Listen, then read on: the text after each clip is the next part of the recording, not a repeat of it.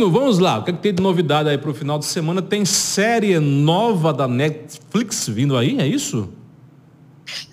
Hoje eu escolhi algumas séries, filmes que vão chegar aí em streaming no cinema. Eu não planejei algo para o final de semana. Na verdade, eu planejei algo para o final de semana, mas é a nossa terceira pauta. Mas para iniciar, a gente fala de Masked Girl. É uma série da Netflix, né? A Netflix, inclusive, Conrado, tem apostado muito em séries coreanas, principalmente essas séries de romance coreano, porque realmente doramas, né?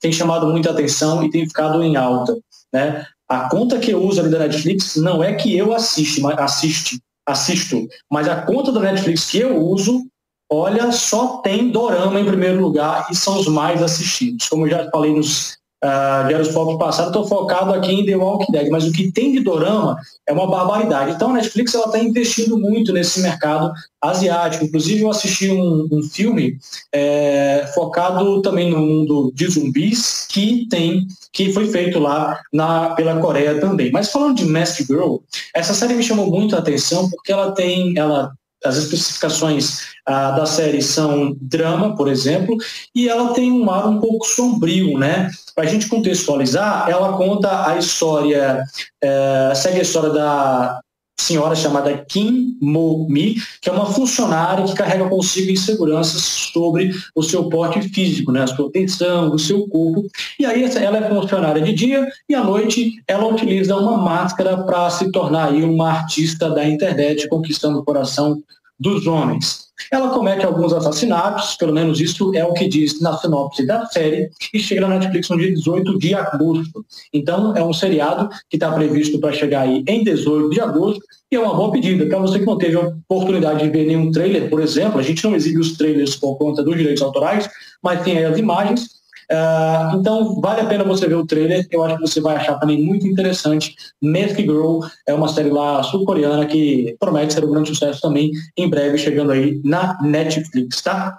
Muito bem.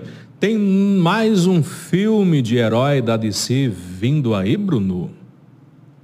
Pois é, o ano inteiro a gente não para de falar, não cansa de falar de produções que vão falando de super-heróis. O mercado parece que está mudando um pouco, né? Os filmes de super-heróis lançados no ano de 2023, isso inclusive vale para os pós-pandemia também, não só em 23, tem se dado muito mal na bilheteria, essa é a grande verdade. E o cinema voltado a produções de brinquedos ou de games tem estado bem. Por exemplo, Sonic, Super Mario, que eu ainda não tive a oportunidade de ver, Barbie está indo muito bem no cinema também, enfim. Mas o cinema focado em super-heróis, essa cultura de super-heróis no cinema, não perde tempo e vai lançando cada vez mais filmes. A DC, reiniciando o seu universo cinematográfico, segundo James Gunn, Besouro Azul vai fazer parte do seu novo universo compartilhado. Então, o Besouro Azul segue a história do Jamie Rice, interpretado pelo Xolo Maridueña, que ganha superpoderes quando o misterioso escaravelho penetra em sua coluna. E aí ele ganha uma armadura tecnológica alienígena. O longa tem previsão de estreia para 17 de agosto nos cinemas e conta inclusive com a brasileira Bruna Marquezine, que não teve muita sorte, porque o sindicato está em greve nos Estados Unidos e por conta disso os sindicalizados não participam de entrevistas, como talk shows, não participam das premieres, não aparecem em fotos, então está um pouco complicado para a divulgação do filme, mas apesar de tudo a Bruna Marquezine brasileira faz parte e estará ao lado do Xolo Maridueña. Um dado muito interessante sobre esse filme, não sobre o artista principal, né, o ator principal que é o Xolo, mas da Bruna Marquezine, não sei se você sabe, Conrado, mas a Bruna quase foi a Supergirl no filme do The Flash. Ela perdeu o papel para a Sasha Calle, ela deu uma entrevista dizendo que avançou para o top 5, avançou para o top 2, só que ela necessitava ir para Londres. O que aconteceu? Estávamos na pandemia, por isso ela não pôde de forma alguma. Tentaram demais a DC, a Bruna, mas não teve como ela ir para Londres para os testes finais para interpretar a Supergirl em The Flash. Porém, algum tempo depois de perder esse grandíssimo papel que ela teria a oportunidade de interpretar no cinema, ela ganhou o papel da Jenny Cord, que vai ser um papel muito interessante e importante também no longa-metragem. Repetindo, Besouro Azul chega aos cinemas em 17 de agosto e é uma boa pedida para a próxima semana já a gente acompanhar e seguir essa tônica de heróis. Maravilha! E também chegou ao fim, né, o documentário mais comentado dos últimos anos, que é o documentário da Xuxa, que está dando o que falar. Pelo menos o que eu ouvi são comentários super positivos, de super audiência. Não sei se é por aí que você vai, mas chegou ao fim o documentário, a saga do documentário da Xuxa, para desespero de Marlene Matos? Olha só, é isso mesmo. O Xuxa é um documentário produzido pelo Globoplay, chegou ao fim, né? O último episódio foi exibido ontem. Eu assisti o primeiro episódio, não tinha. Eu sou muito fã da Xuxa, mas assim, tem algumas séries, por exemplo, que saem no Disney+, na Netflix eu acho que não pratica isso, mas na HBO, que saem de um em um episódio a cada semana. Uma coisa que foi utilizada, a ferramenta utilizada pelo Globoplay, lançado um episódio a cada semana.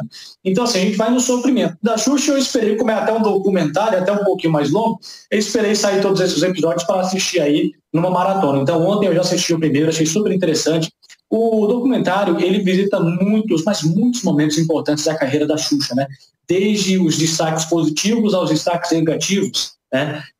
Inclusive, se eu não me engano, no segundo episódio acontece o encontro dela com aquele ator mirim que fez aquela cena de um filme aí sexual com a Xuxa, que foi muito comentado, uma das grandes polêmicas comentadas nesse documentário.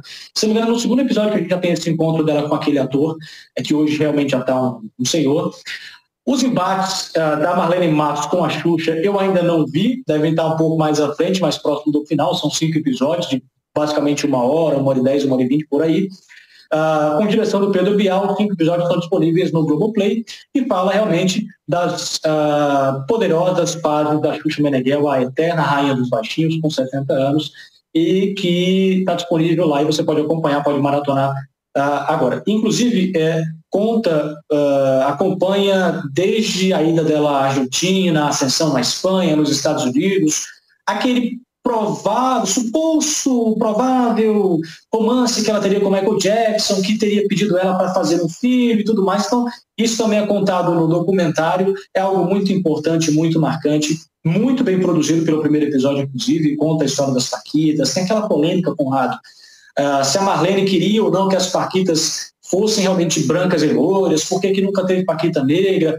se a Marlene obrigava ou não a Xuxa, aliás, as Paquitas a serem loiras, enfim.